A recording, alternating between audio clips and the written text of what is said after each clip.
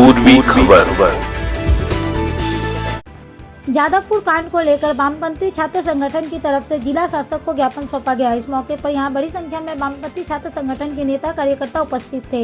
इस संदर्भ में वामपंथी युवा संगठन DYFI के नेता विक्टर आचार्य ने कहा कि 1 मार्च को जो कुछ भी कोलकाता के जादवपुर विद्यालय में हुआ वह निंदनीय है।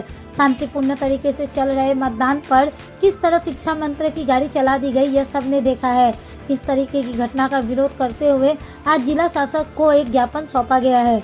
आइए जानते हैं आगे की जानकारी।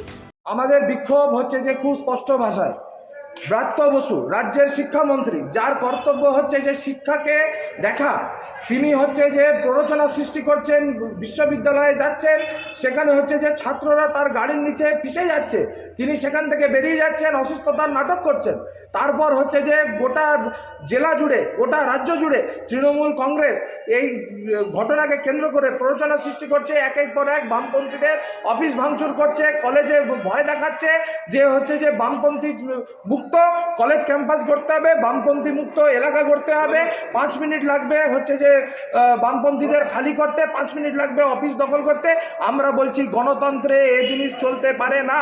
বামপন্থী ছাত্র যুবরা গোটা জেলা জুড়ে যখন হচ্ছে যে অরাজকতা সৃষ্টি হয়েছে, চুরি, কয়লা চুরি, বালি চুরি, লুট চলছে, ক্যাম্পাসগুলোকে নষ্ট করে দেওয়া হচ্ছে, বামপন্থী কর্মীদের উপর আক্রমণ নামিয়ে আনা হচ্ছে, দুর্গাপুরে পার্টি অফিস ভাঙা হচ্ছে, 80 বছরের ঊর্ধ্বে কমরেডদের হচ্ছে যে সেখানে আক্রান্ত করা হচ্ছে, দুর্গাপুরে অভয়ার মিছিল করতে গিয়ে হচ্ছে যে SFI ছাত্র যুবদের উপর বোম মারা হচ্ছে, আক্রমণ করা হচ্ছে, দোষীরা সুন্দরভাবে ঘুরে বেড়াচ্ছে। এই জেলায় আইন কোথায়? এই জেলায় প্রশাসন কোথায়? আমরা এই জেলার অভিভাবক, জেলা শাসক, একজন জেলার অভিভাবক, আমরা তার কাছে এই প্রশ্ন রাখতে চাই যে হচ্ছে যে where is law in this district? এই জেলায় ল কোথায় আছে? এবং হচ্ছে যে আজকে আমরা পারতাম, উচ্চ মাধ্যমিক পরীক্ষা চলছে, আমরা পারতাম বৃহৎ জমায়েত নিয়ে আসানসোলকে স্তব্ধ করে দিতে, আমরা পারতাম গোটা পশ্চিম বর্ধমানকে স্তব্ধ করে দিতে, কিন্তু আমরা তা করিনি। আমরা বলেছি যে আমরা হচ্ছে যে প্রতিনিধিমূলকভাবে সমস্ত দিক দেখে আমরা হচ্ছে যে আমাদের জেলার গার্জেন, জেলা শাসকের কাছে যাব এবং হচ্ছে যে সেখানে আমরা আশা করছি আমাদের স্লোগান, আমাদের পোস্টার তার চোখে আপনাদের মাধ্যমে, বা তিনি যদি আমাদের সঙ্গে কথা বলতে চান, আমরা এখানে অপেক্ষা করব, আমরা স্লোগান দেব, আমাদের এই কথা আমরা তার সামনে তুলে ধরবো এবং আমরা অপেক্ষা করব যে তিনি এই বিষয়ে কি ব্যবস্থা নেন।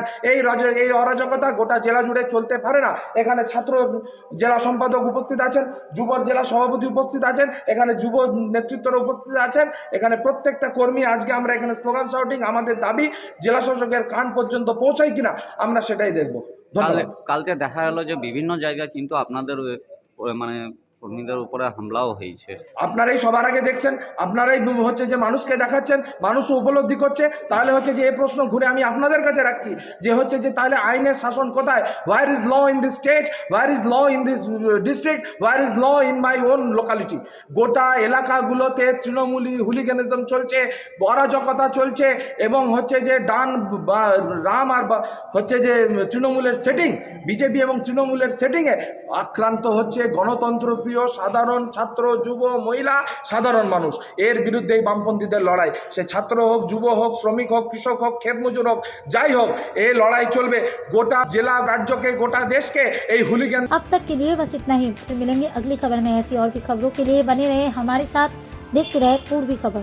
हमारे चैनल को लाइक, शेयर, सब्सक्राइब करना ना भूलें और बेल आइकन को दबाना ना भूलें और देखते रहें पूर्वी खबर। पूर्वी खबर, नजर सब पर।